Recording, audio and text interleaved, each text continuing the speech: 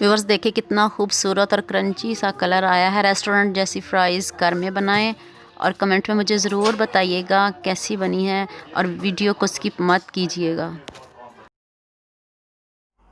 बिस्मिल्लाहिर्रहमानिर्रहीम। अस्सलाम वालेकुम व्यूअर्स, कैसे हैं आप सब लोग। उम्मीद करती हूँ सब लोग ठीक ठाक होंगे। व्यूअर्स आज मैं आपके लिए फ्राइज़ रेसिपी लेके आई हूँ जो इतनी क्रिस्पी और टेस्टी बनने वाली है। तो चलिए वीडियो स्टार्ट करते हैं।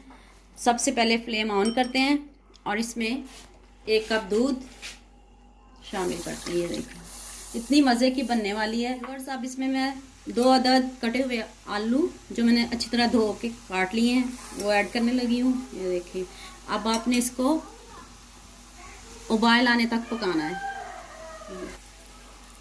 अब इसमें थोड़ा सा पानी शामिल किया है और अब इसको 1 मिनट के लिए पकाते हैं। दूध में उबाल आ जाए तो फिर इसको उतारते हैं। देखिए 1 मिनट हो गया तो मैंने स्टेन कर लिया। अब इसमें मसाले ऐड करते हैं। व्यूअर्स 1 चम्मच चाट मसाला डाला मैंने। अब इसमें हाफ टी स्पून कुटी हुई लाल मिर्च का पाउडर। अब इसमें मैदा जाएगा 3 चम्मच भर के। अब इसमें कॉर्नफ्लोर जाएगा, half tea spoon black pepper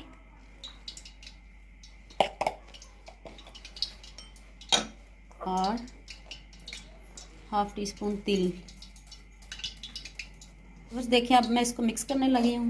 ये देखिए कितना ज़बरदस्त, कितनी प्यारी लुक आएगी, क्रिस्पी बनेंगे रेस्टोरेंट जैसे।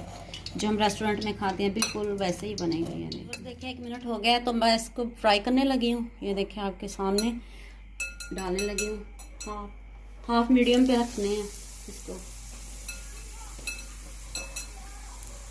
ये देखिए 1 मिनट के बाद आपने इसको ना हिलाना है डाल के। ये देखिए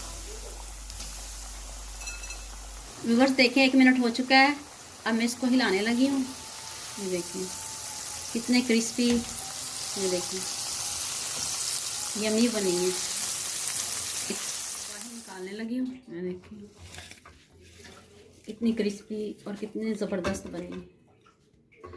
ये देखिए अब मैं आपको चेक करके बताती हूँ।